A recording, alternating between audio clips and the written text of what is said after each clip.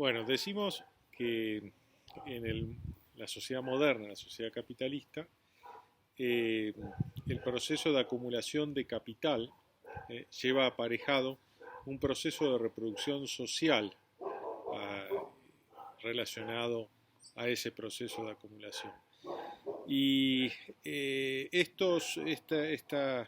proceso de reproducción social que se da generalmente en ámbitos urbanos, en el territorio, pero predominantemente en sectores urbanos, está relacionado con, o va a ser la expresión de la estructura social que lo que conforma esa sociedad y concretamente en un momento histórico determinado, en este caso estamos hablando de la modernidad, o hoy en día podríamos decir de la posmodernidad, ¿eh?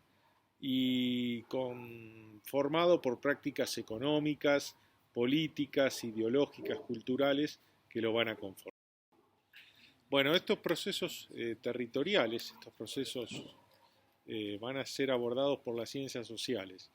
Las distintas ciencias sociales como la geografía, bueno, la historia, la sociología, la economía, la ecología, el urbanismo y la arquitectura de algún modo también.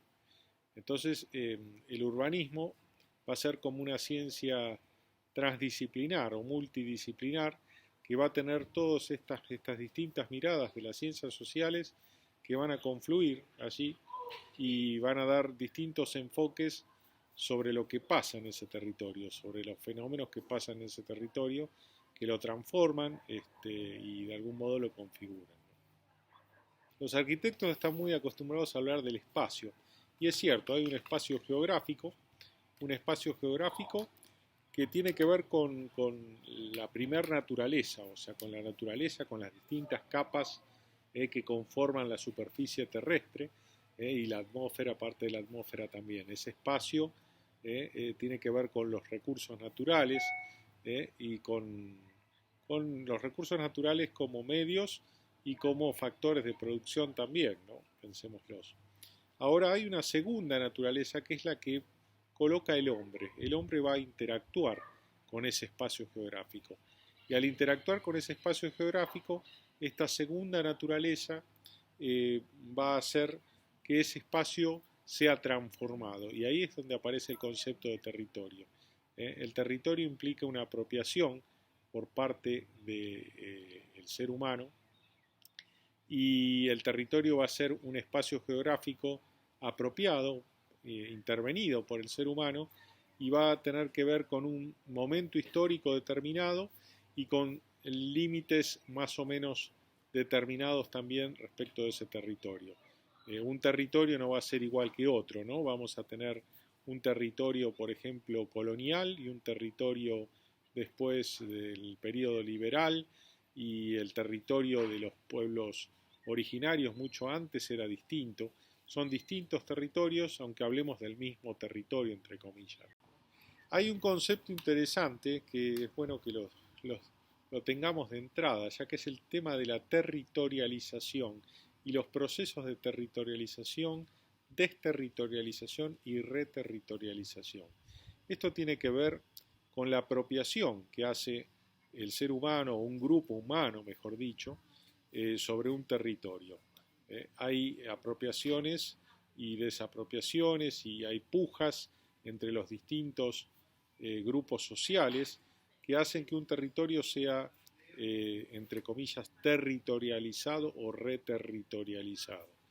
Por ejemplo, las tribus precolombinas o las distintas naciones precolombinas que existían antes de la llegada de los españoles o de los portugueses, ocupaban el territorio, pero eso de algún modo fue desterritorializado por las colonias, por los grupos europeos que invadieron el continente y fueron reterritorializados de algún modo por esos grupos españoles o portugueses que se apropiaron de distintas formas, como van a ver, del territorio americano. Y fue desterritorializado para para los pueblos precolombinos, ¿verdad? Luego se va a dar nuevamente otros procesos, y hasta el día de hoy tenemos procesos, por ejemplo, de territorialización o reterritorialización que ocurren con, por ejemplo, las ocupaciones que hacen multinacionales o determinados personajes de territorios andinos en cuanto a el caso de estos magnates extranjeros que ocupan por ahí tierras en la Patagonia, o el caso de las mineras en los Andes. Bueno, hay procesos de territorialización y reterritorialización que se van dando paulatinamente. Bueno, y otro tema es la relación que hay entre territorio, cultura y modelos de desarrollo, ¿no? Hay una relación también intrínseca entre estas cosas, entre estos términos, entre estos conceptos, y bueno, se va a dar, por ejemplo, como dice Romero, una conjunción de legados que van a conformar una cultura, ¿no? Y esa cultura va a determinar, por ejemplo, una ciudad, un modelo de ciudad, y además un modelo de desarrollo. José Luis Romero habla de la ciudad occidental como la suma de los legados romano, ¿no? El legado romano, el legado judeo-cristiano y el legado germánico. Entonces esos tres legados, esas tres corrientes culturales van a conformar la ciudad occidental europea. Podríamos decir que la ciudad latinoamericana se va a conformar sobre ese legado europeo de esa ciudad occidental europea, a su vez, el legado originario y el legado africano, el legado afroamericano que se va a conformar, y estas ciudades nuestras latinoamericanas van a estar conformadas por la suma de estos tres legados. Bueno, los modelos de desarrollo también van a estar dados en parte por la cultura o por más que por la cultura de una sociedad, sino por la cultura que logren imponer las élites, ¿no? Y por la formación de los estados, como vamos a ver en el caso de América Latina, la formación de los estados latinoamericanos, justamente por esas élites que van a imponer un modelo cultural predominantemente a mediados y fines del siglo XIX. Y eso va a determinar en gran medida cómo se configura ese territorio, por ejemplo, el territorio argentino.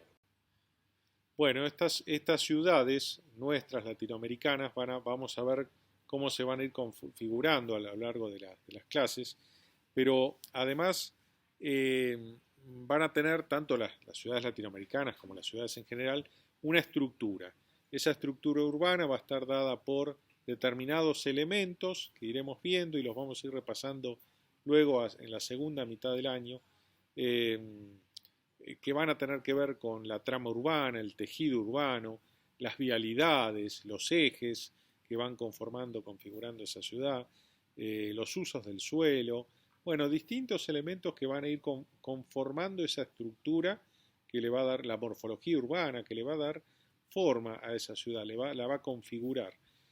Y por otro lado está el tema, algo de que quizá lo hayan visto en otra cátedra, que es en otra materia, que es el tema de la imagen de la ciudad, ¿no?